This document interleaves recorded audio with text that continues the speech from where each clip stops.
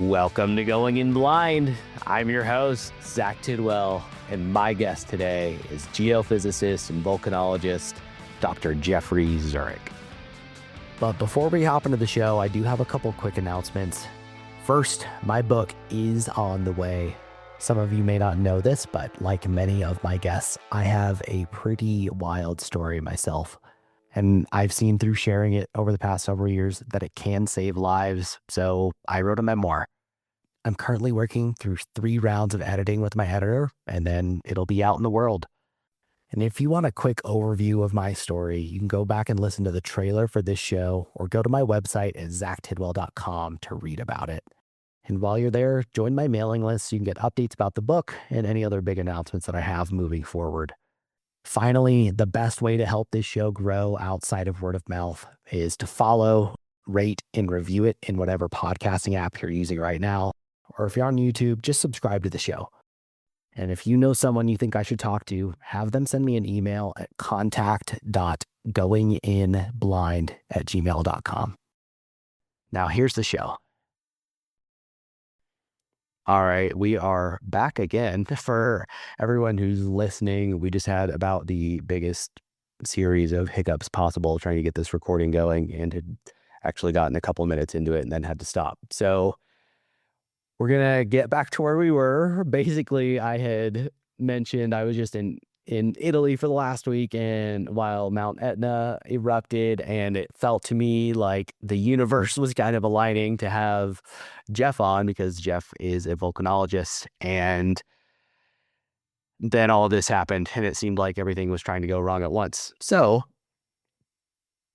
Jeff, I think we were talking about, I had asked you if you were a bright kid growing up, and if we could Yeah, we can get jump back in into there. that. Yeah. Yeah, absolutely. So I was definitely not considered a bright kid in the early grades of what was it nowadays in BC that we would called it emerging, which basically means you're in the lower third of the class. But yeah, I don't know. Something happened. I ended up getting a good teacher in grade 3 and also falling in love with science in general. Some people learn to some people I want to be an astronaut right from an early age, and then they actually stick with it. While for me, it was kind of volcanoes. Although to be fair, dinosaurs was the first love, but being a hyperactive kid who couldn't sit still and they take bones out of the ground with picks and toothbrushes very meticulously, I decided that was not for me. And volcanoes just was the next thing in. And by grade 4, I was ready. I was set. I'm like, I'm going to study volcanoes. That's so wild to me. I went into the Marines straight out of high school, and I knew my entire life, even as a small child, that I was going to go into the military. I didn't know what branch, but it's not like, you kind of just have to not be out of shape and not be disabled and not have a criminal record to go into the military. And there's it's not a hard path to get there enlisting. So it's a very different ball game with, I'm sure, what the slog was of going all the way through and getting your PhD. I think we should keep that in mind. Okay, if you really love something and you really want to do it, yeah, there's always going to be tough things that show up. But it's not necessarily like you feel you're climbing Everest or something like that, right? So in retrospect, yeah, there were certain courses that were really tough, but I didn't really feel like it was a slog. I pretty much enjoyed almost every minute of it. So I don't know. I don't think that's a fair comparison, at It's least for the me.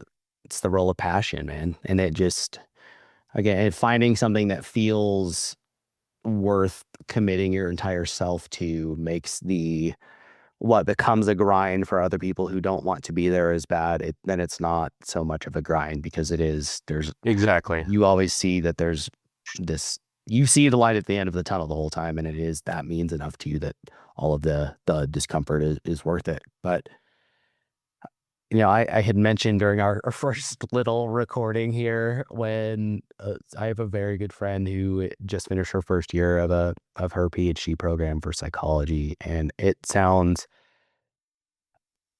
I've always, I think anyone has great respect for anyone who reaches any sort of graduate degree, any sort of college degree in general, but obviously there's elevated respect up the farther on that you go.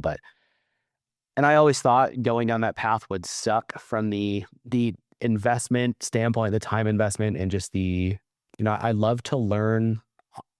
Specifically, like I've learned that I love to learn independently and through teaching myself. Like I've become a software developer since I lost my sight entirely by teaching myself how to code, and now I'm very successful at it.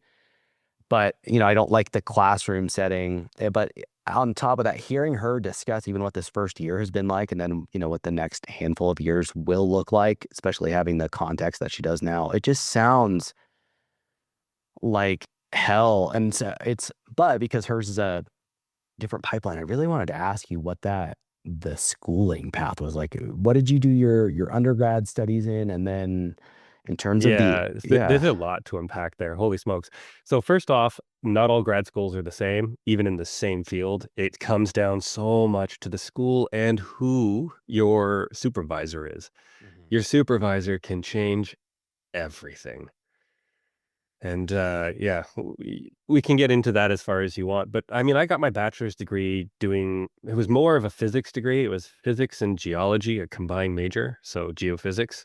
Okay. And unfortunately, I wasn't the top of the class for that because of the physics. I got really great grades in geology. Even the courses I didn't have the prerequisites for. I just found geology easy. But some of the physics, the higher level fourth year or third year math within the physics that they expected you to have because you were in physics, but you didn't have to take because you were in geophysics. Anyway, it created a lot of difficulties. So I got a couple of bad grades that brought down the average. So I knew I needed another way into grad school. So I didn't take a linear path, so to speak. So I had to first go to the HVO, the Hawaiian Volcano Observatory, and volunteered there and used that experience to get me into grad school.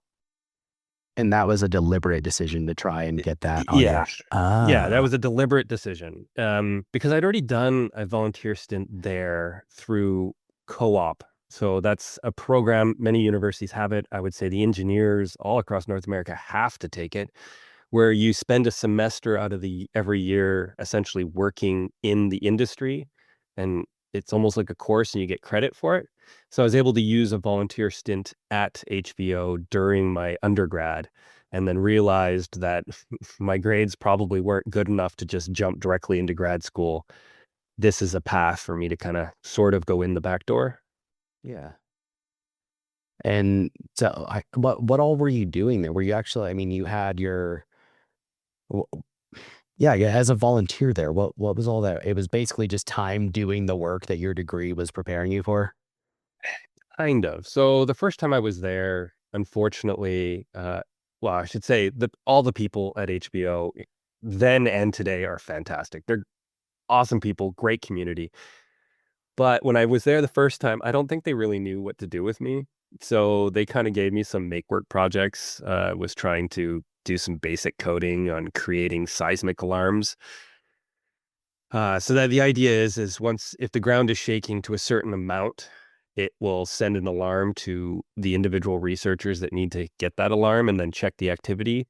But you also want to try to filter out things like wind noise because one storm can come along and shake them. It shakes it differently than an earthquake, but enough to trip just a magnitude alarm. So basically, what I was doing there didn't pan out to anything. The second time I went, I worked with the deformation group, and I came in with a little bit more experience because I'd also worked as a geophysicist in the field making money by the time I came back in.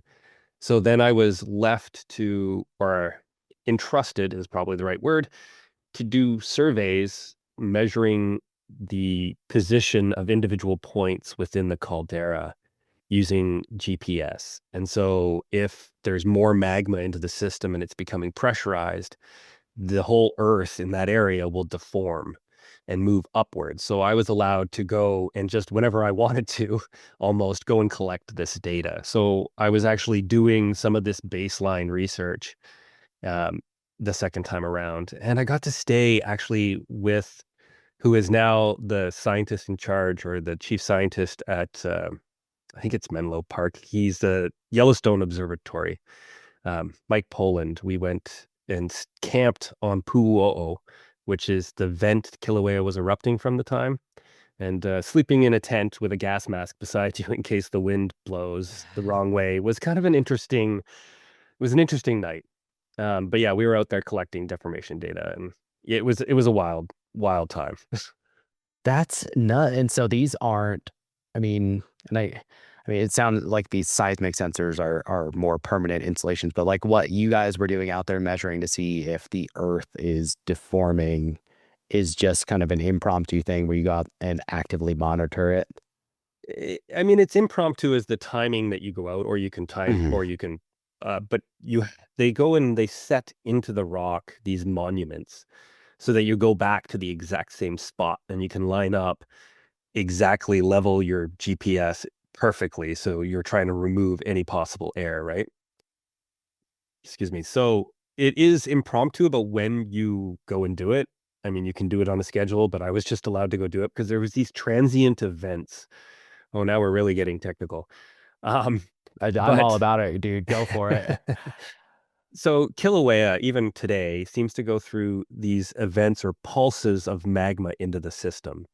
And they'll inflate a little bit and deflate. Or in some cases, it looks like in the time that Pu'o was erupting, there would be a deflation.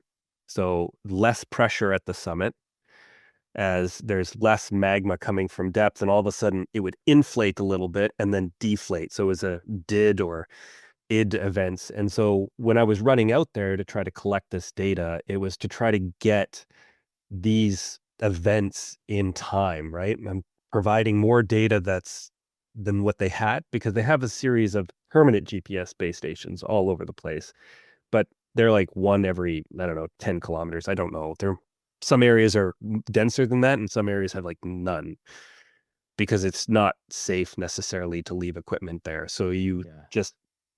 it doesn't cost you very much to sink these monuments in, and then you can just go hit them. And that's what I was trying to do. Hopefully that answered your question. I can't remember what the question was now. I don't either. I'm just curious. I was asking if it was impromptu or if, basically it was if these are permanent installations or if they're, if not, but and with that, can you guys predict those events happening, like, or that they will be coming along, or is it pretty much just erratic? So I don't like the word predict in this particular instance. I think it's better to use the word forecast because you think of a weather forecast, they're always giving you a percentage chance, you know? Yes, Yeah. they also have a lot more data than we do as volcanologists because they have access to the air. Yes. Whereas we're trying to access, okay, what's happening beneath our feet? And, we have some ways to kind of sort of figure out what's down there, but it's not the same as directly measuring it. So we can forecast a volcanic activity based on what we're seeing, but it's not usually too far ahead of time.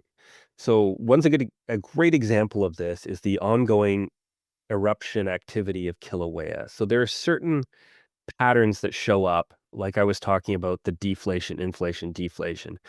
I'm not 100% sure of the patterns that are showing up right now, but they're able to forecast the next episode in eruption of Kilauea right now within about 48 hours. That's incredible. But And again, it's it's going to erupt. It has all of this activity, but now they're forecasting it within about 48 hours for these specific type of activity. Once that activity changes, then that paradigm gets thrown out and you have to go, it's harder to figure out again. Yeah, and it's interesting, like you mentioned, and likening it to a forecast as opposed to a prediction, because it sound and comparing that to a meteorologist predicting weather. I mean, all of these measurements are essentially just secondary effect measurements that you guys are able to take, correct? Yeah. Okay. Yeah, because we're not able to directly measure much, right? We're using seismic activity, so we can pick up the number of seismic events. The nature of those seismic events can tell us a little bit what's happening below, but it's not like we can measure pressure directly. It's not like we can measure temperature directly. And when we do measure chemistry, it's as it comes out instead of what it's like down below. Yeah. So we only have individual small pieces of the bigger puzzle. I guess with that, like the gases and stuff that are being expelled, do they change as an eruption is coming? Yes. Um, I think the best way to explain this is to think about, have you ever evaporated a thing of salt water, for instance? And you Like got to those salt distill something? crystals. Yeah, Yeah. you get the salt crystals and stuff. So if you have a bunch of different elements in that water, as you allow it to evaporate, different elements will come out in different salts at different times, depending on concentration. It reaches its saturation limit and then it starts to form crystals. So magma is kind of the same idea, but now we're going to kind of work in it a slightly different way. Instead of having it evaporate, instead we're reducing pressure. So as you reduce pressure on your magma body, the first gas that starts to really come off of it is carbon dioxide. And that comes off at about, I don't know, a couple kilometers or 5 kilometers beneath the Earth's surface. It starts to come out of solution because all of this gas is in solution in the magma to begin with. You can think of it as your pop bottle, your Pepsi. All that carbon, all that fizziness is in solution when the cap is on. But as soon as you take that cap off, you reduce the pressure and that gas starts to bubble out. So deep within the ground, your CO2 starts to bubble out. As you get shallower and shallower, eventually you also have sulfur dioxide coming off, which is arguably the more dangerous of the gases that come out of a volcano. And that comes off fairly shallowly. So you can tell that the magma must be fairly shallow in the Earth's crust if you're starting to be able to measure SO2 at the Earth's surface. So it's not like there's different gases as it comes up. It's just they come out of solution at different levels. Okay. And yeah, and so that's where you're able to detect the changes is in the balance between the different gases in that solution when they're coming up. Yeah. Yeah, That's exactly. so interesting. But again, it has to be very close to eruption before you get a lot of SO2, right? Mhm. So you're not going to, once you've got SO2, you'll be like, okay, so this is an active system that could erupt. You're not saying a month out typically that, oh, I've got SO2, it'll erupt in a month. No, no, no. That means you have something shallow and it just has to destabilize a little further and then it can erupt. Okay. So that was all while you were at the HVO, like all of this, basically what we've talked through up to this point, right? Yeah, I mean, I'm also imparting a bunch of other knowledge that I've learned along the way. But yeah, I getting that hands on with an active system that is safe was absolutely amazing. Going out there and poking lava with a stick was so much fun. I can't describe it. I'm smiling now, even thinking about it. Cooking grilled cheese on a cooling lava flow, stuff like that. It's just amazing. And then there's also the awe-inspiring just beauty of it. Cameras do poor justice to it. I wish I was there now to see the fountaining where it's throwing lava, like, what is it, 1,000 feet in the air in some of these episodes. It's just awe-inspiring. I just can't imagine what that'd be like at night. And yeah, it's funny that you mentioned that. That was going to be my next question was like, how intense? Because even like seeing recordings of that stuff, even just the colors in the magma I mean, they're brilliantly colored even in recordings, but it's on another level when it's in person.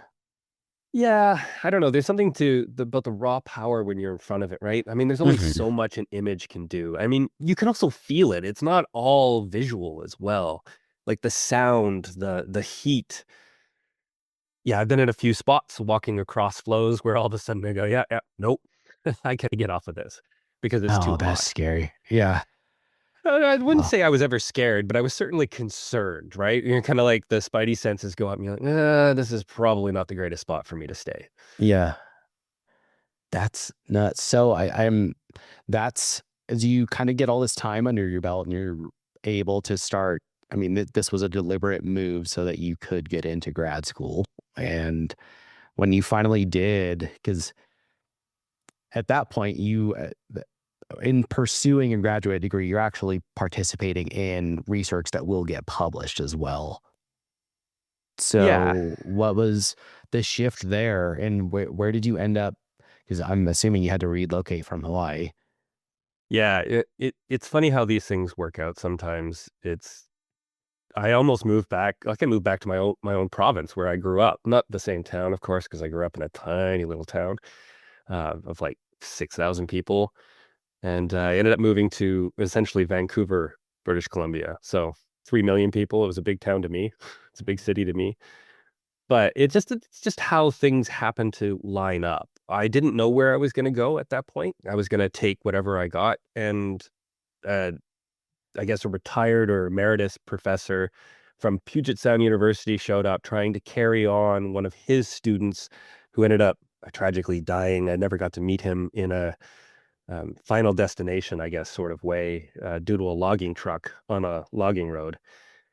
Um, so he was trying to carry on this data set, and he came to HVO while I was there, and I already knew how to use a gravimeter from my time working as a geophysicist in Canada's Arctic. So I was just like, "Yeah, let's go, let's do this," and kind of took over and started doing it all, right? And he's talked to who became my PhD supervisor, Dr. Glenn Williams Jones, is like, "You got to take this kid. You got to do it." And I guess he just kept badgering him till the point where he's like, "Okay, fine." And then I volunteered with his PhD student in Nicaragua, working on Masaya volcano for a few weeks. And from there, I was accepted into the program. Have you been all over the world studying volcanoes? No, sadly, I wish I Oh, was. I was so when you said But that, I was like, oh yeah. I know. I got to see a fair bit of Nicaragua, and I got to do a little bit of work on the Cascades and Kilauea. I did get to Okay. travel to a conference in Japan. By the way, the only place I've ever had culture shock was Japan. I just did not know the rules of engagement there. Very different there. Yeah. Yeah. Very, very different. Yeah, Nicaragua was fine. I quite enjoyed it there. I mean, there was the language barrier and things like that, but I wasn't feeling like I didn't know how to behave on the streets, right? Like, I didn't feel like I was breaking faux pas everywhere, but in Japan, I was just like, "I don't know what I'm doing." Yeah. And I mean, so you had mentioned like you highlighted that your program supervisor can have uh basically entirely dictate this path. And I got the impression that you might have some strong opinions there. What's the story? Well, okay. Now, I actually, while being a graduate student, got involved with the teaching support staff union at my university, Simon Fraser University. So they represent, as a trade union, the teachers that are not faculty, essentially, which includes grad students. So grad students who TA and teach the labs, for instance, when they do that work, they fall underneath the union. And so I was with the union and started being on different committees like the grievance committee. And through that process, you end up hearing, I guess, all the dirt within the university and all the troubles that people have, sometimes of their own making, to be fair, but quite often because the supervisor probably never should have had students. Mm, And uh, some of them are quite heartbreaking because this person has their career completely derailed and it was nothing to do with them. They just needed someone to be present because you're supposed to be, as a supervisor, kind of like the mentor, right? like a shepherd.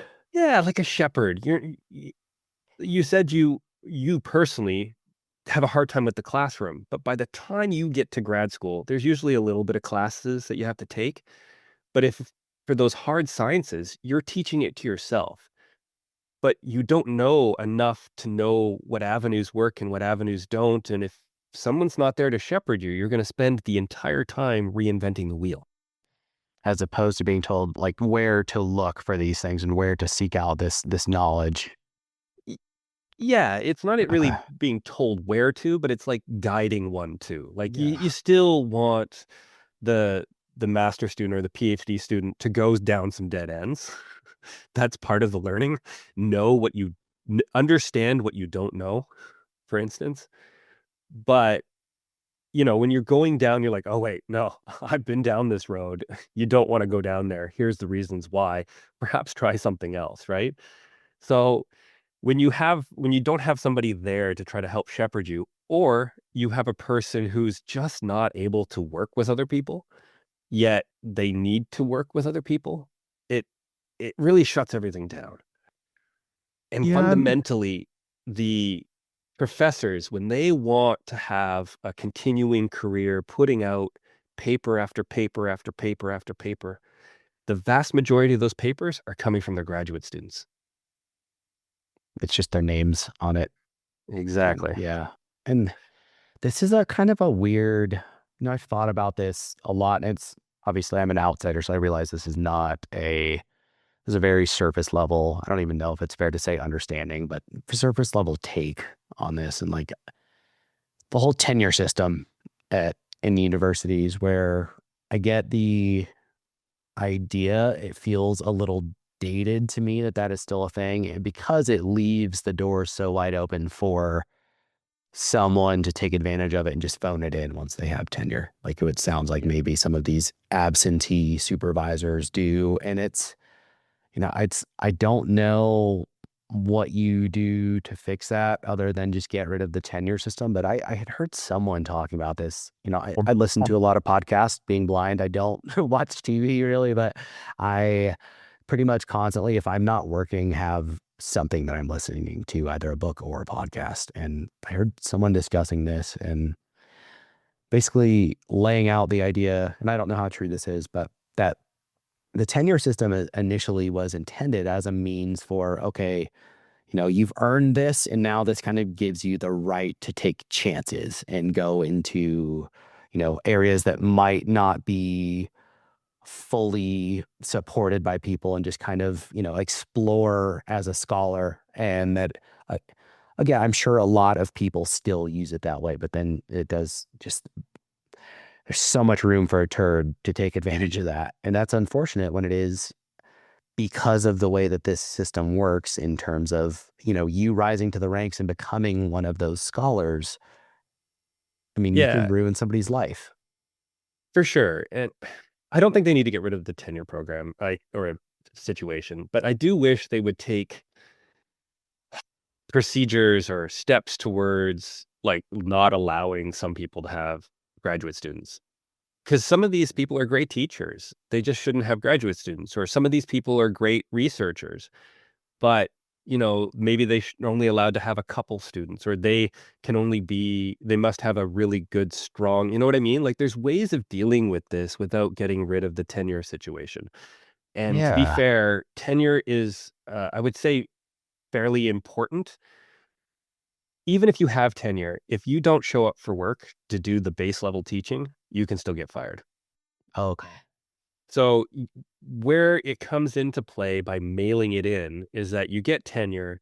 Now you have no grad students. Now you're only doing the base amount of teaching, just enough to not get fired. And it actually brings down your department as a whole. That's where it really becomes a problem, because then like you're never around, you're never on committees, you're never dealing with the bureaucraticness of running a department. So then it falls to everyone else in the department. And you know what I mean? Like, you're just checked out. You're just not engaged. And You're it's just already doing the bare minimum. it's a small crew of people. Now you've got a Yeah, weak link. That is exactly. a And huge leech. Yeah. right. And so, yeah, there's some real critiques with the tenure system, but because the people who really don't like higher education are kind of funny because they also attack tenure.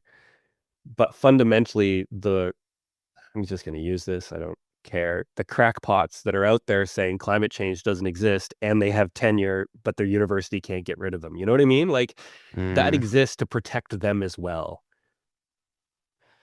Yeah. And that makes sense what you said though about like limiting. Okay. Yeah. This But that's person an maybe just, institution thing, right? That's an yeah. institution thing. And the institution, unfortunately, oftentimes is run by a group of people that don't want to change. I know this firsthand from being part of the union, where we are actually at the negotiating table with the university. And I don't know if I'm legally allowed to repeat some of the things I heard on the table, but they were gobsmacking coming from an academic institution. You're just like, what is going on? And of course, we're all graduate students sitting across the other side of the table, right? So we're like into math and physics and logic and piecing things together. And then you're getting this giggly goop of non-logic coming back at you from the institution you're going to. And you're like, oh my goodness, what is going on here? So you can imagine if that's applied to other parts of the institution, how hard it is to change, even when it is in their best interest. Yeah, it's interesting what you said though. I mean, like you might be a great teacher or you might be a great researcher, but maybe you shouldn't be mentoring people. Those are three different skill sets. So like Absolutely. that totally makes sense. That's really interesting. And so did you end up doing teaching as well? Have you always gone down or has it always been a different path for you? Well, I try. Well, as a graduate student, I got to teach several courses. They were all a couple of times a 101. What do we call it? Death and destruction. For non-majors, talking about earth hazards, so earthquakes and volcanoes and big storms and that kind of stuff. It was a 100 level course. Yeah. Got to teach a bunch of labs, and I got to teach a fourth year volcanology course as well. Last summer, I got to teach a field school because my past PhD supervisor was on sabbatical and they needed someone who knew geophysics. So I got to go up there and do it. It was great. That's Uh, cool. yeah, it was awesome. I also had a couple of interviews to be a professor, one in Texas and Wichita Falls, and one in Edmonton, but I unfortunately didn't get those positions. Hindsight being 2020, it's probably a good thing I didn't get the one in Texas, given where my life was at that time, but that's neither here nor there. Okay. And so, gosh, because so you finally, and how in its entirety, because like I know, like med students, for example, they finish medical school and then have to go do a residency for years. When in its entirety, your education path, how long, like grad school specifically, until you are a fully fledged geophysicist and volcanologist, what was that timeline like? Like Yeah, how so long was it? in Nor in North America, you usually do a 2-year master's and a 4-year PhD. Oftentimes, your master's and your PhD take longer than that. If you are one of those lucky question mark? Well, one of those individuals that actually skip the master's, then Yeah. usually your PhD is just 5 years. Okay. And you're not really skipping. Usually you start as a master's and then you transition that into a PhD without actually completing the master's. Okay. So I did it in, I think I took 4.5 years for my PhD and 2 plus a semester for my master's. And during that time, we had kids as well, 2 kids, which made things, I guess, That's more nuts. difficult. I did end up taking, what was it called? Paternity leave for 4 months. Okay. So Yeah. were you married? Technically common law. Okay. So wow. And so you finished a wow, you finished your Again, when doctoral you are degree with two getting kids.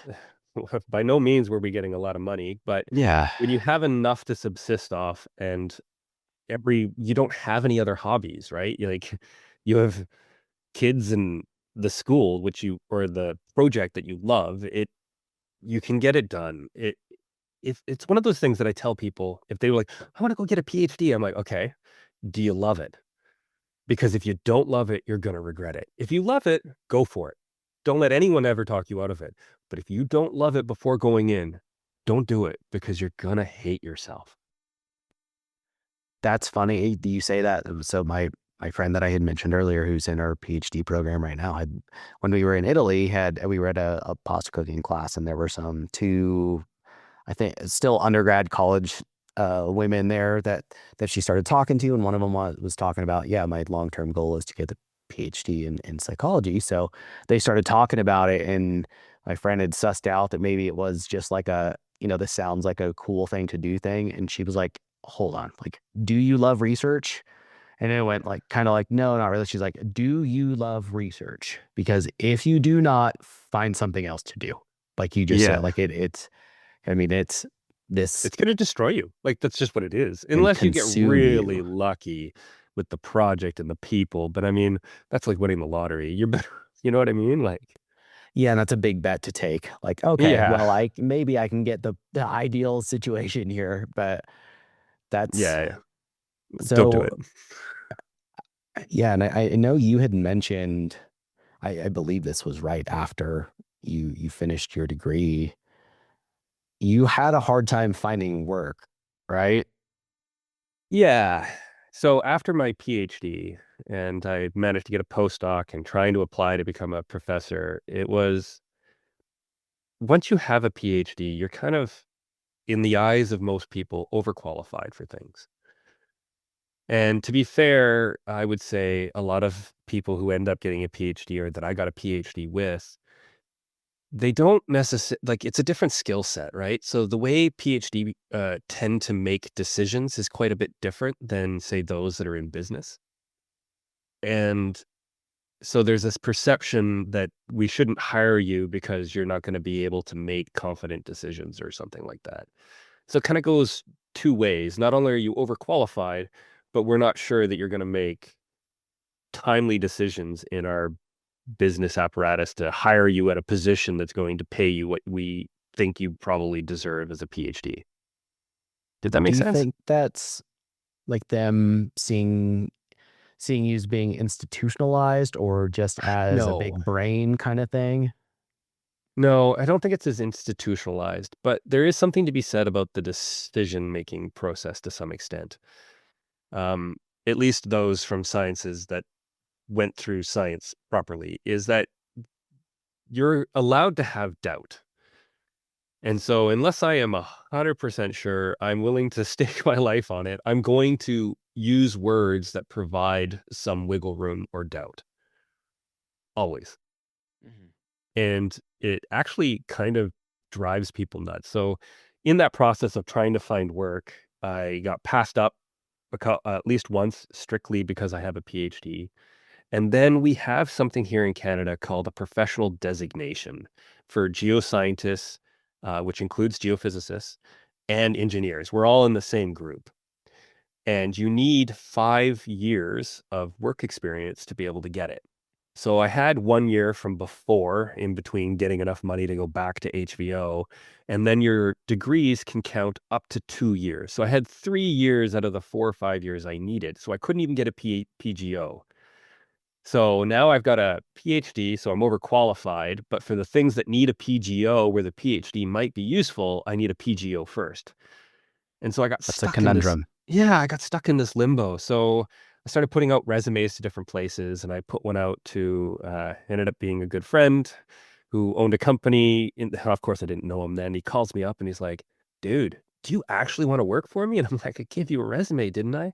And so that job took me all over Canada into the most rural places that Canada can provide. And I mean that, like from well above the Arctic Circle, having to carry guns for polar bears, to being on the tundra, to being in the swamps of Manitoba. And um, before that, while still working up in near Yellowknife, I ended up getting bit by so many black flies, a couple hundred bites on each leg.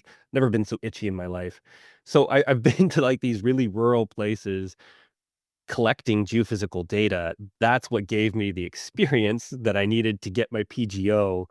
And then once I got my PGO and life intervened, forcing me to find another job, I now have the job that I have now where I get to look at cool data, solve interesting problems, and all behind a desk. Although I do miss the adventures.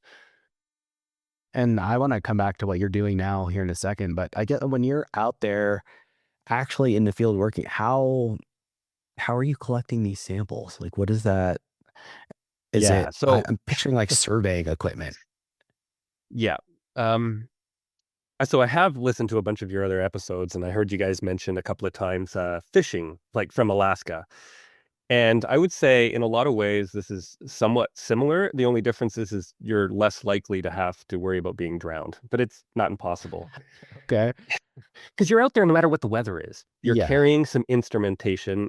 Sometimes you're dragging wire, 60 pounds of wire on your back as you're hiking through the bush where there's no path, no nothing. You're just bushwhacking, laying out wire. So in the case of the wire, you're making a square loop of wire, which is let me go, about 400 yards a side square, or they can be a lot bigger than that. They can be up to like 1,100 yards. And Geez. you're sending a current along that wire. And that current goes on and off, like alternating current with a specific frequency. Now, electrical charge, when it moves, it's changing by going on and off, on and off. Anything that is conductive nearby, or let me back up. Any times you have moving charge like that, where it goes on and off, you're going to create a varying magnetic field. And that varying magnetic field will go into the earth. And once it goes into the earth, anything conductive will take that varying magnetic field and have current within it. Now you turn off the current, and now that varying current within the ground starts to decay, starts to go away. And that's what you're actually measuring when you're doing time domain electromagnetism. So you lay out this wire. Sometimes it's in the middle of winter. Sometimes it's across frozen lakes at -30. Sometimes it's in summer and it's across swamps. And then as the wire is having the signal, you're walking across the topography, leveling this coil or this instrument, and then hitting buttons. And then repeat the process every 50 or 100 meters all day, every day, anywhere between 8 and 12 hours a day. And so is it as the charge is decaying from these buried things in the earth, is Yeah, you're the able to deposit that you're detect looking for. Yeah, so it's the use magnetic field that left over from that you're detecting? yeah, exactly. Wow. And we're using that to try to back out what the conductivity of the Earth is in different spots. So we're modeling the physics from that data to figure out where there are areas within the Earth that are more conductive. And is that how, I mean, on a larger scale, I'm assuming if you're looking for deposits of things, is it just more power that you're using? And like, what is the generally, I mean, how far into the ground are these things penetrating with these currents? So, sure. It depends on the survey you use, but typically you're not looking deeper than about a kilometer.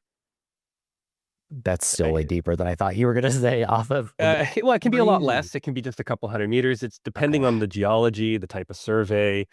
So gravity, for instance, can see a lot deeper, but at the same time doesn't have the resolution. So it's like your your pixels become very, very big the deeper you go, so you don't really get any fine detail. It just, there's different techniques to look at different things. But when you're trying to look for a deposit, and when you're using electromagnetism, then you're looking somewhere in the top kilometer, ideally top 400 meters, just if you want to make it economical and open a mine because of it. That's so interesting. And I'd wanted to ask you about, um, oh my gosh, what is it? Is it woodwardite? Is that the right? It's the mineral that they found that is essentially like storing water Water that they think in the down the mantle. mantle.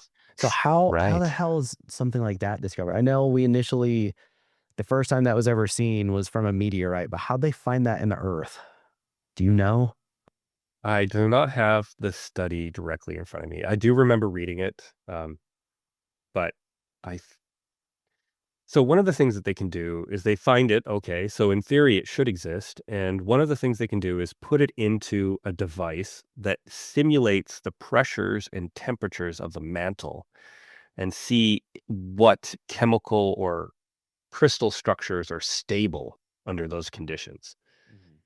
So I'm not sure, without having the paper directly in front of me, that they either found it or they were able to recreate it.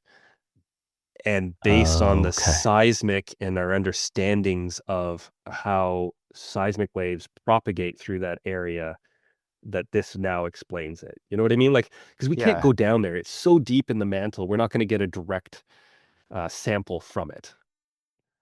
Well, and I feel like an idiot now because I was trying to wrap my mind around. I'm like, how are you guys getting that deep and into that hot and that much pressure, but recreating it in the lab? I mean, that makes a lot more sense. It's still, I mean, has that, because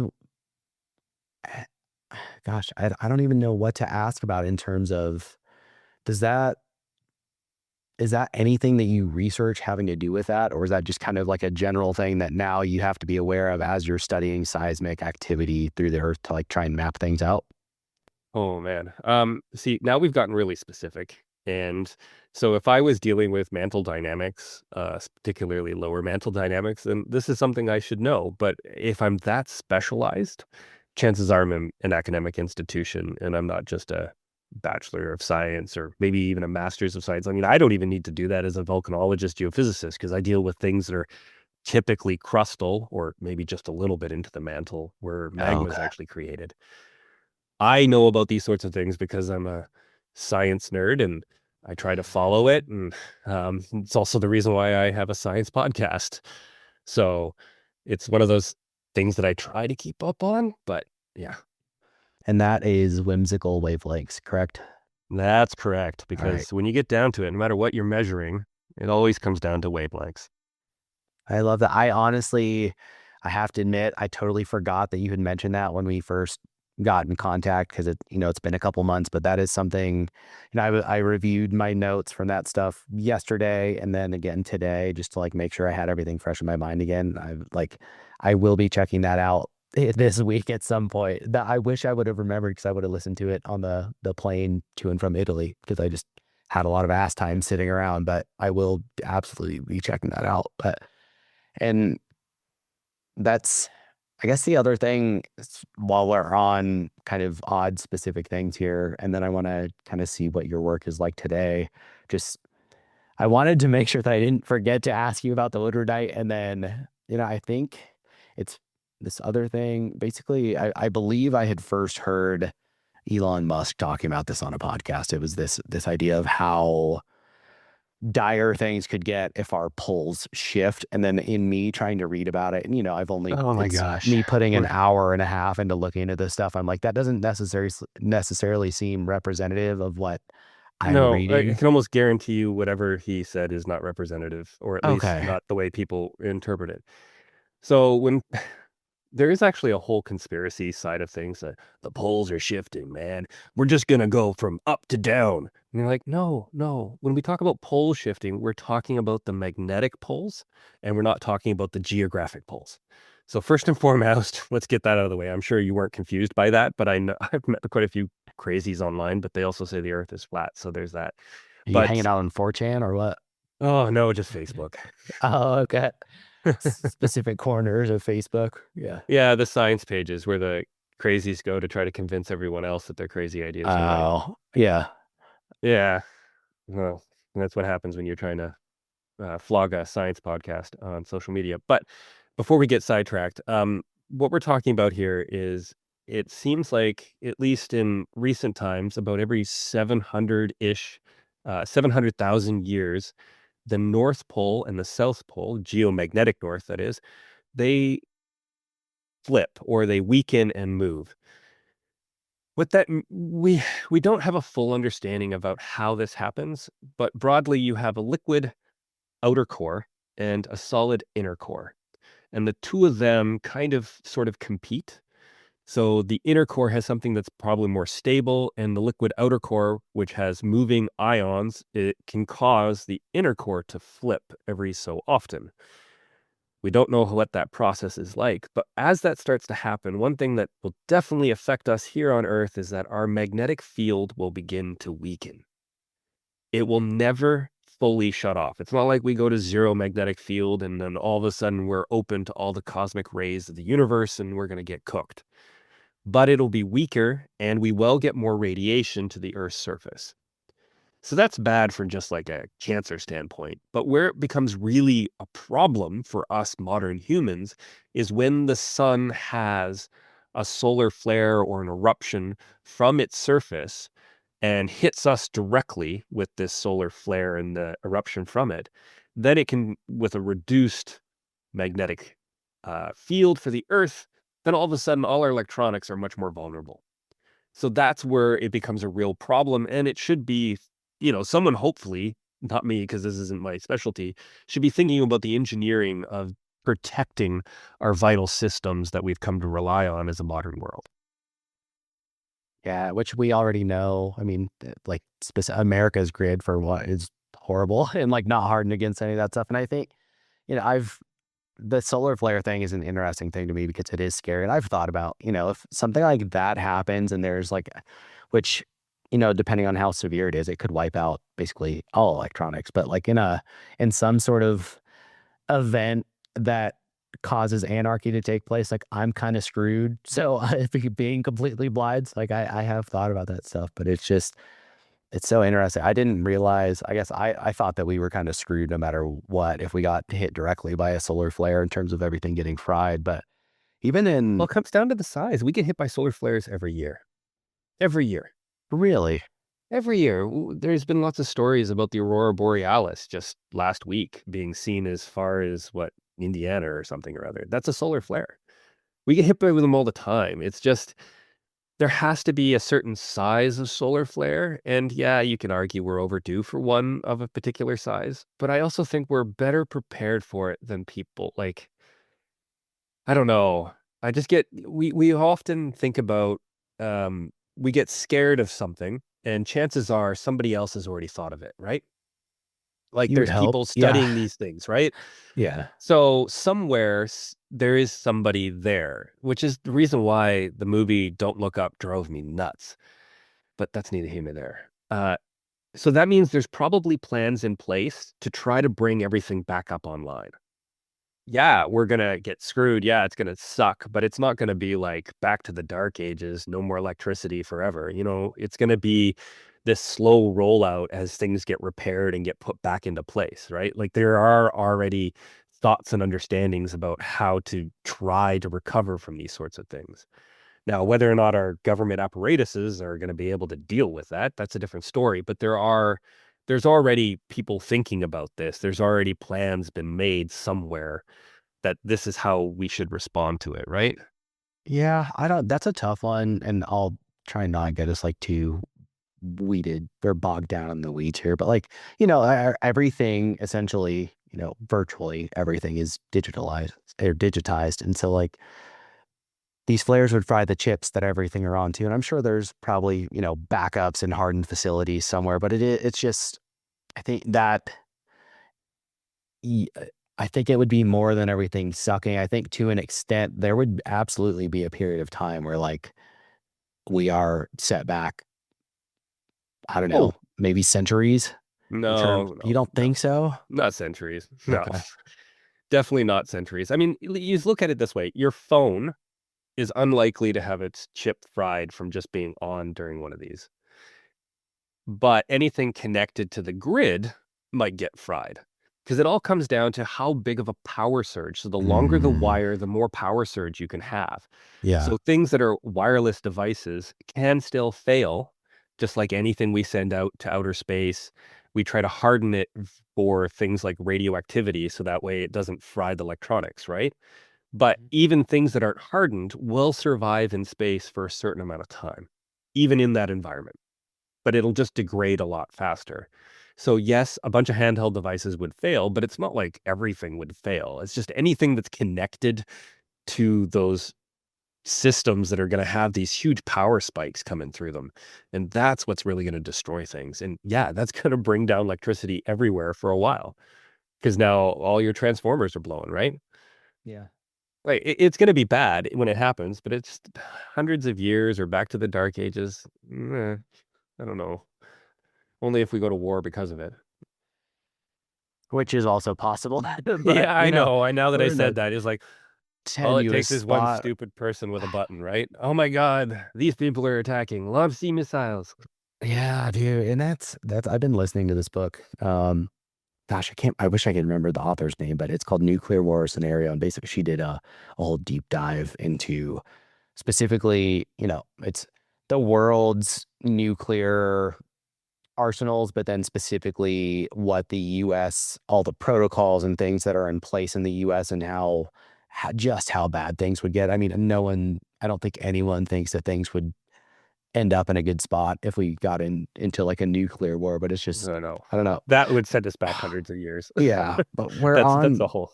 just like right now, we're on such a weird spot in time. It feels like this is Cold War number two, but all the proxy wars and stuff going on. So you never, I don't know, if we got hit with the flare, you could see somebody doing something stupid. But For sure. um, out of the giant rabbit hole that I just kind of moved us Hey, I into. helped you dig the hole, man. Yeah, so sorry about that. That wasn't my intent, but this is how these conversations go.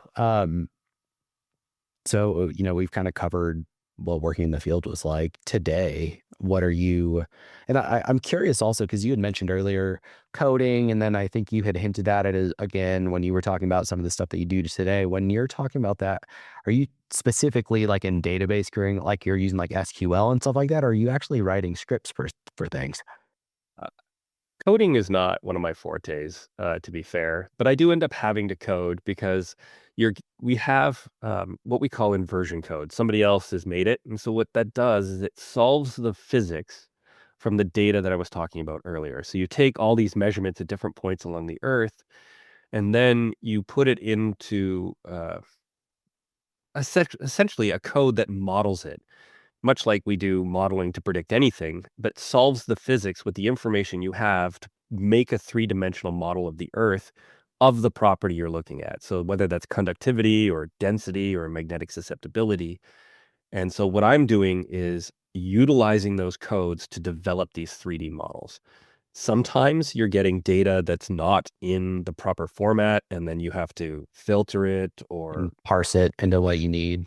right, and all that Okay. is coding because you don't know what you're gonna get, right? So I do have to code, and I do have to manipulate other people's code to be able to make whatever data set that I'm working, but fundamentally, most of the time, I'm just trying to cobble together the front end of the codes that I create to work with the back end, which is doing all the fancy physics, Yeah. and then I get to troubleshoot the data and the results and see if they make sense geologically before sending it to the client.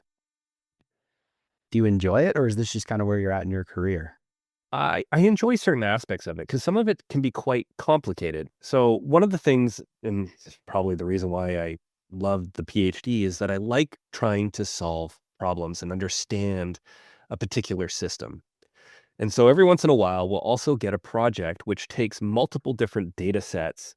Like, they'll give me the geology, they'll give me, 2 different conductivity measurement types, and I'll combine all the data to try to pull out the most out of it, and sometimes that can be really powerful where all of a sudden you have these features in the Earth just kinda pop out of the model, and you're like, "Ah, so that's what it looks like underneath the ground," and that process is really rewarding. Sometimes, unfortunately, it's just a bit of a troubleshooting plug and chug. Like, you're just trying to get to the final product to give to the client, which is Yeah. super great. Um, they need that information. It's super useful, but it's not quite the same satisfying feeling that I get when I do those type of projects. So what exactly are you working on? Are you these are like surveys for out Yeah, so somebody external else other clients? than me have hiked through the swamps to collect this data. And then that data is now arrived on my desk, and I get to do all the fun, more complex math and interpretation to that data that I couldn't do when I was collecting it because I was collecting it. Yeah. And but like this is basically like a the company that you work for is contracted to do surveys on these places essentially is what this is. No, we're contracted to do the solve the physics to give them the model. So what are these companies using the models for? So they now we're gonna get into there's no other way to explain this other than to get into some of the my poorly understood, financials behind the industry. So, mining companies, junior mining, they're all about raising money, and they raise money by drilling holes into the earth and showing, "Look, there's some shiny rocks here. Give us more money, and maybe we can have a mine." It's basically, a stock market lottery system. You put money into these little tiny companies, they spend the money, and if they end up making a mine or selling to a bigger company, you get paid out. Yeah, it's But all venture funding. yeah, but they did this type of thing even before venture capital was quite the same as it is today. Okay. So the only way to raise money is to drill, but drilling costs a hell of a lot of money. And geophysics is cheaper. And if you miss less often, you can raise more money to keep drilling and keep employed, and maybe you'll strike it rich, and maybe your shareholders will strike it rich, right? Like that's how this works. And so we give them a model that shows where let's say um, they're looking for something conductive. So we give them a model and we say, okay, there's a linear feature here. It seems to be cut by a fault here. So it probably might be, there's a possibility that it's been moved down and to the left. And they go, move down and to the left, target the drill there. And the idea is that then they hit the deposit instead of missing the deposit, and allows them to begin the cycle anew. That's so, and wow. So you guys, the fact that you can extract that from that data. I know it's this incredibly powerful modeling software, but you guys can, make at least some guesses on that, some educated guesses on that stuff is insane. Are you actually able to, and it sounds like you might, like you can, but as you're modeling all this stuff, do you on a screen, do you get a 3D model of this stuff that you can analyze visually? Yep. And that's the Wow. whole point. So you put it into a three-dimensional, it's like you can think of a mesh or a grid, but now propagate it with depth, right? Yeah. So that's essentially what it kind of looks like, with each square of the mesh in 3D having a different color. And then you have a bar to the side telling you what that color corresponds to as conductivity. And then you have different sliders and things that you can move around. You can say, okay, in this entire model, only show me areas with conductivity over X. And then boom, then you see all the areas. And if they form up along a nice linear structure, you're like, okay, well, that's what the target is. And then if you start adding geology knowledge to it, then you can start to describe and interpret a little bit more what's going on. That has to just be, that sounds so fascinating. Like, I would love to just get to kind of stand over your shoulder and watch you do this. Obviously, I don't know jack Unfortunately, about any of normally I this. don't get to. Normally I just get to produce the model, and I leave it to the exploration team to make those decisions. And the reason is for our company, we don't want to be necessarily telling them exactly where to drill, because if they miss, we could be liable. Oh, so it's this weird kind of legal dance, I guess. Yeah, to some extent, but Yeah. I can still do all of those processes in my own head. As long as I don't officially communicate it to the client, then we're in the clear, right? Yeah. I can still pull apart the geology of the system as long as I don't tell them exactly where something is. And to be fair, inversions you may be solving the physics, but they are also they're not unique. There's an infinite number of solutions that can solve the same set of data set, which is why you want to bring in things like geologic knowledge to limit the number of solutions, because only so many are actually geologically reasonable. Hmm. To kind of suss out what is Yeah, maybe artifact and what's not. exactly. Hmm. Exactly. Dude, that is so, I mean, I'm trying to wrap my head around it without having any, like, I understand what you're saying, but trying to like picture what it would be like to be analyzing that stuff in your own head and it could, not having knowledge of any of the geology kind of stuff. It's kind of mesmerizing. And it seems like it would be, because you can actually, you get to visualize what you're doing. Like, it would be very rewarding. Yeah, it can be, especially when you have that geology information. Sometimes we just get a survey, and if I want to go do that, then I have to spend a couple of extra hours of research on my own time to figure out, okay, where in the earth, in the world is it? What kind of system is it? Whereas I'm only actually required to give them a model.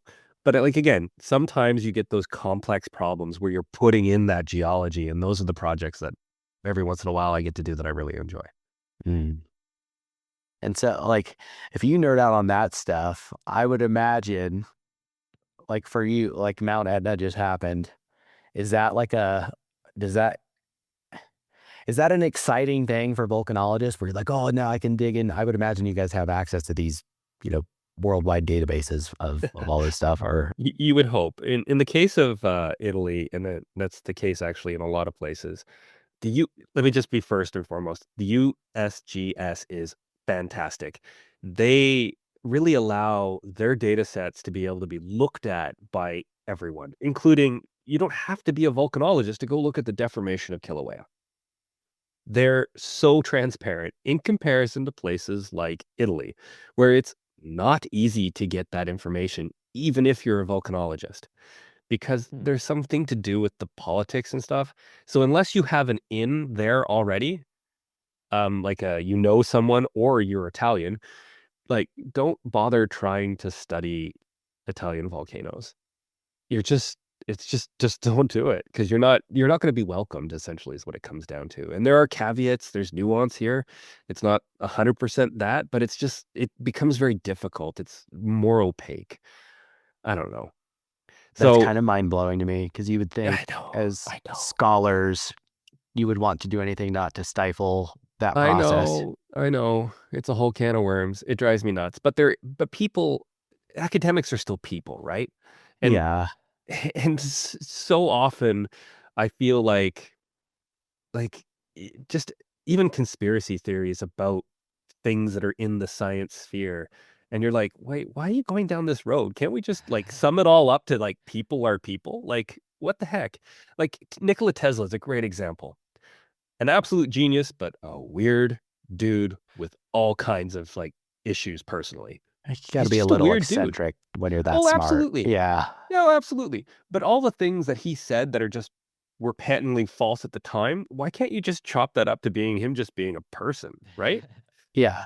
Like, dude, he's just a weird dude. Yeah, he was super smart. He pushed the boundaries of engineering and science in so many different ways, but he also thought we could get electricity for free from long wavelength radiation, which is just false.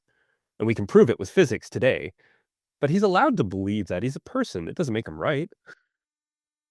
Yeah. I think some of that, I mean, on some scales, I mean, we know conspiracies do happen, but, But those when are it's, conspiracy theories. Those are different. I would yeah. argue there is not a single conspiracy theory that has ever been proven true after the fact. A conspiracy theory is always something that we, in retrospect, fit to our preconceived ideas and notions. Yeah. I Like, believe that term actually came from, I think it might have been the CIA. That, like, and again, this is me hearing it. I haven't looked into origin of the phrase conspiracy theory, but it as like a means of devalue, I guess, yeah, discrediting almost. And but yeah, I think a lot of outside of the, like, yes, conspiracies do happen. I think these wild theories like flat earthers is people having too much time on their hand. And sometimes it's also mental illness, you know? no, for sure, for Yeah. sure. For sure, but you see it every day. I see it. It's hard for me being so into science and data. Like you got to start with the observations. If you can't explain the observations with your current idea or hypothesis, you need to change your idea hypothesis. That's how it works. That's the scientific method.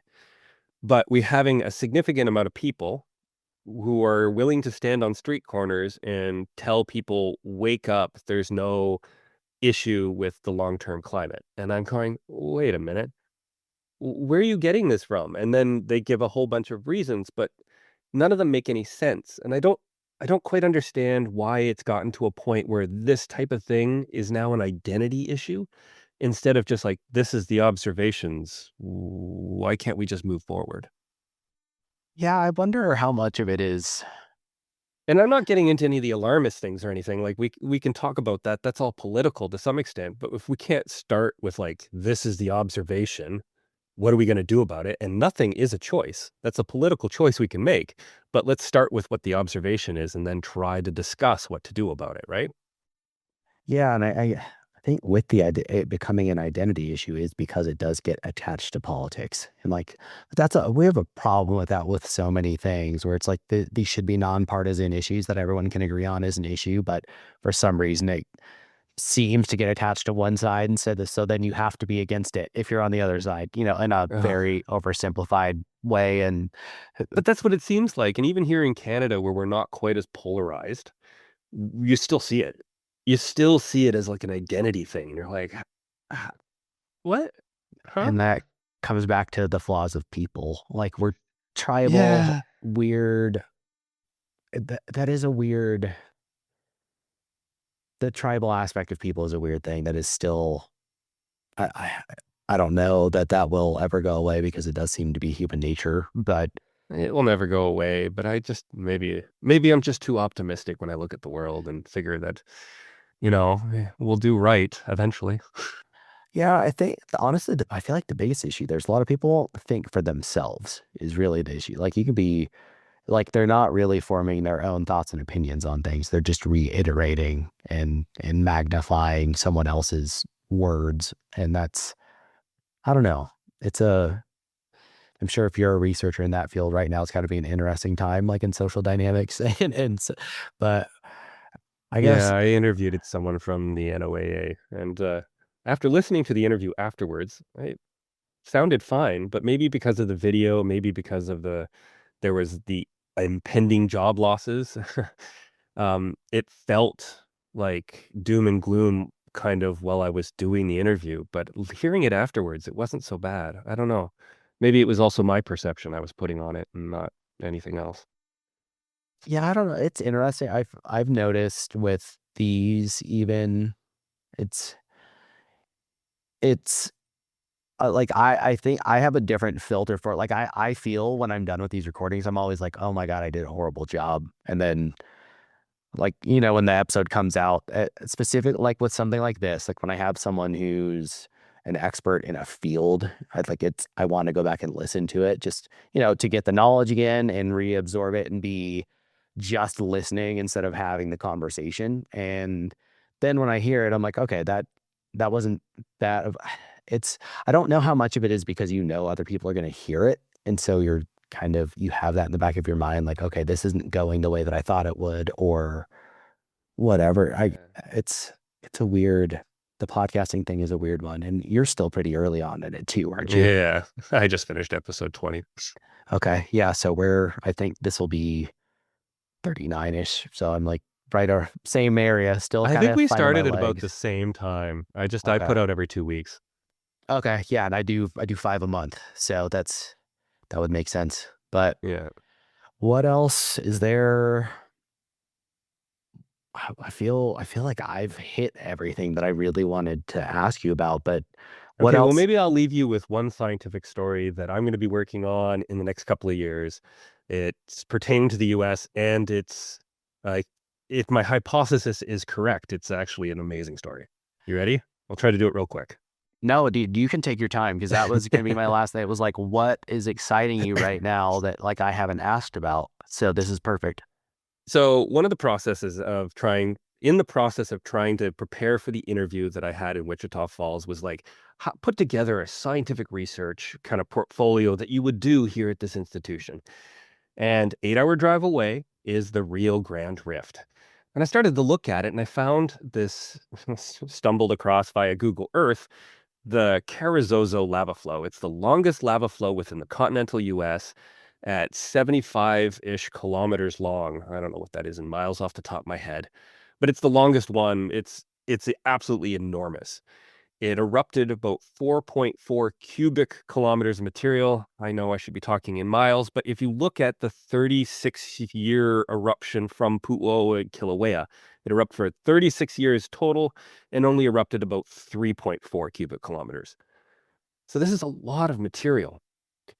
The problem is that, or I should say, my hypothesis comes in because the current published research suggests that this eruption took place over 3 decades, much like Hawaii. However, my hypothesis is that this probably took place in the course of a year. Now, it's in a rural part. If you don't have a city underneath it, the lava flow is not really an issue.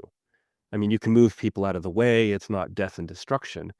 However, when you're putting out that much magma onto the Earth's surface and forming these lava flows, as we previously discussed, that magma has gas in it.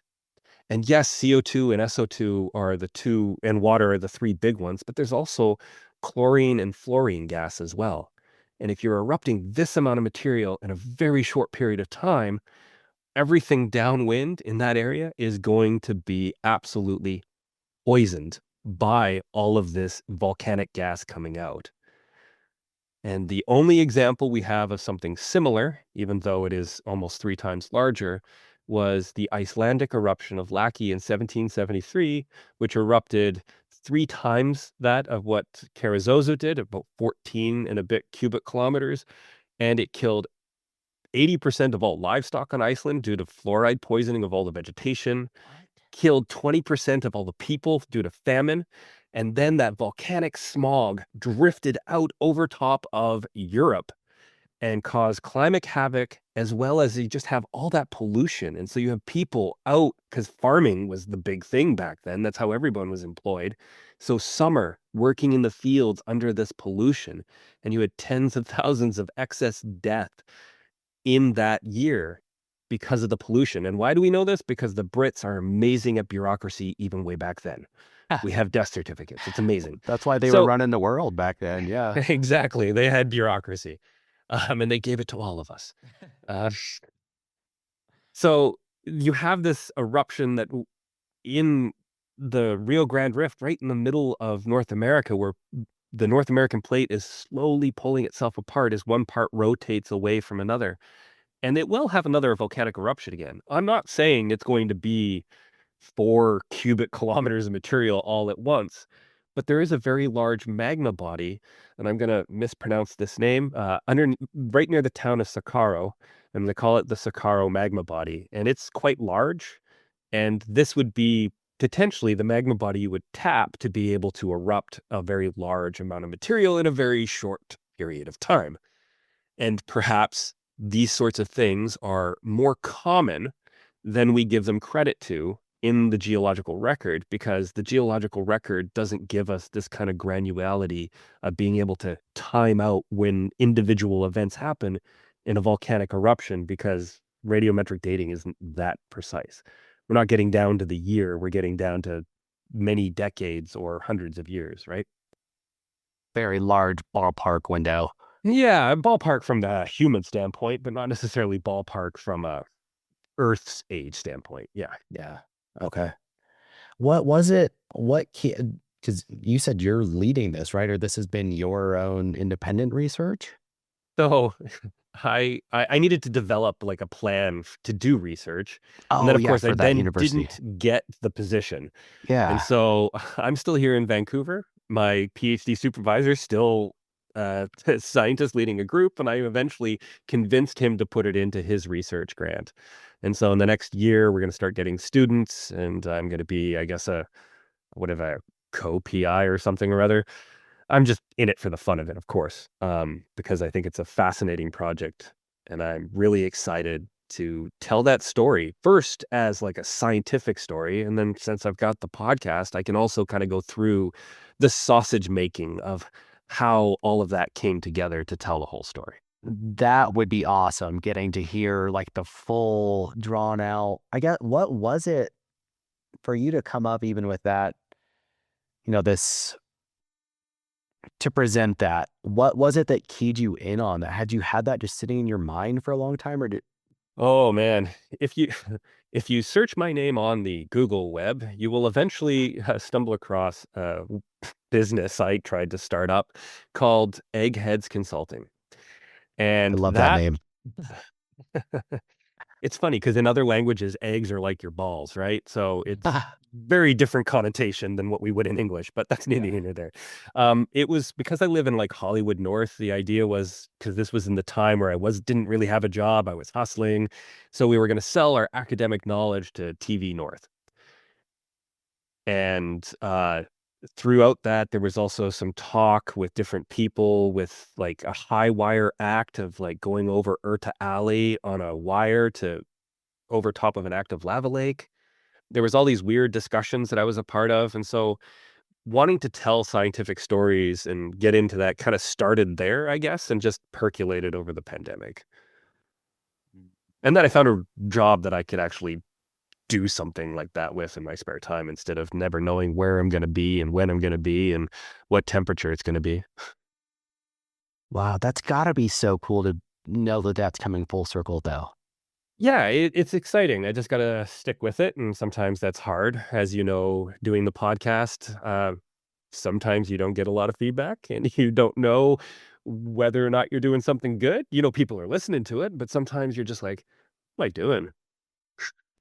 Yeah, it's hard, and especially, I mean, this is do you do any solo episodes, or are they all interviews? No, I do some solo episodes. So Okay. I did more in the beginning, as I was trying to find my feet because I pre-recorded a bunch to like stay ahead of the content crushing machine. Yes.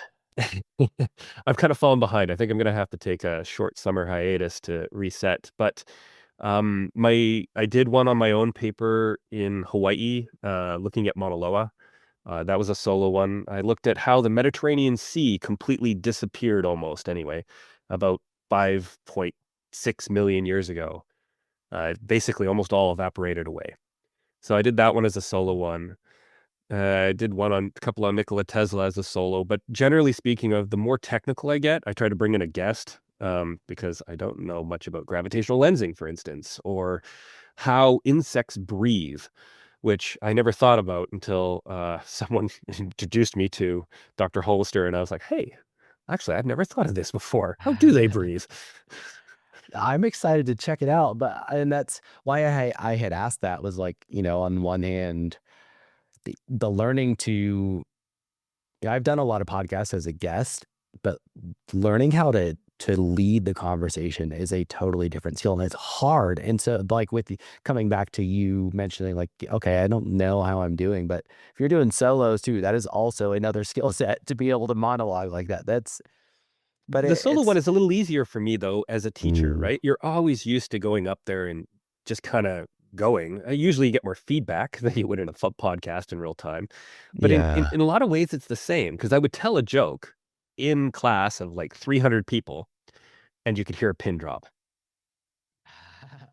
And I don't know if it's because it was like they don't know if they can laugh at me. They don't have like the social, um what's the word? Permission, or they don't get the joke, or if I just dated myself with my cultural reference. Like, I don't really Yeah. know. And so, there was a couple of times where I just kinda stop and be like, "Okay, I know that was bad. I at least expected a few groans," and then everyone would start laughing. So I'm not really sure if they just needed that permission or what. So I actually do that a lot at the beginning of my podcast, uh, throw in these terrible dad jokes, and everyone who comes on, every researcher that comes on has to tell at the very last question their favorite science joke. That's how I end every episode. Ah, okay. Yeah, that's cool. I love a good dad joke. It's funny. I have a pretty dark sense of humor, and sometimes I'll say stuff in front of people where, like, I think I know everyone that's around when I say it, and so it's like people that I think will think it's funny, but then there's other people there that I didn't realize were there, and it'll just be silence, and not being able to see the facial expressions or like the "I'm disappointed in you" look on top of that joke didn't land is it's horrible, but it's it's that's really cool, man. I guess with you, it I'm excited to check out your podcast and definitely uh, see what comes of you kind of documenting this giant research project. And but Yeah, it's a little ways down the road yet. We still don't have the students in place, so I gotta just keep going for now. is there any sort of grasp on what the time span would be for this thing to actually take place once it's up and running? Well, you figure it's gonna happen over the course of a PhD, so that would be kind of the Oh, research okay. is gonna be probably about 3 years, you think about it, because the last year is usually you're writing your dissertation. So it's gonna be kind of 3 years-ish, and we don't have any students, and because Dr. Glyn Williams-Jones is on sabbatical in France, enjoying the high life. Um, I was about to say, what a hard life. to be Sabbatical. fair, he's Uh, awesome, and he's always available. He's probably works more than most people do at their 9 to 5, but he loves it, so it's not work for him, right? mm, It's one of those things. yeah. That's awesome. Well, I guess as we kind of wrap things up here, before I have you kind of plug anything that you want to plug, since you just brought it up, what is your favorite science joke? Well, I think if I'm going to use one on your podcast, I'll make sure it's something that you will find funny and, steaming with your coding will perfectly understand. So why didn't or I should why was the computer programmer terrible gardener? Why? because you didn't have root access. There we go. Little little developer joke for everyone at home. Yeah. Yeah. Well, where outside of whimsical wavelengths, which is that kind of available everywhere? Yeah, it's all major podcasting. In fact, you Okay. use the same podcasting host as I do, RSS. Nice. So it's So everywhere, Apple, Spotify, the whole 9 yards. Just look up where whimsical wavelengths everywhere it's found. awesome. Where else should people be looking for you? If they want to catch me on social media, then I have an Instagram account, whimsical wavelengths, same with Facebook and Blue Sky. Awesome. Well, thanks for coming on, man. And It's for been a pleasure. breaking things down into terms that a Neanderthal can understand. You give yourself too little credit. All right. And thanks everyone at home for listening to another episode of Going In Blind. Please rate and review the show wherever you listen, and then share this around with a curious mind who needs to hear it.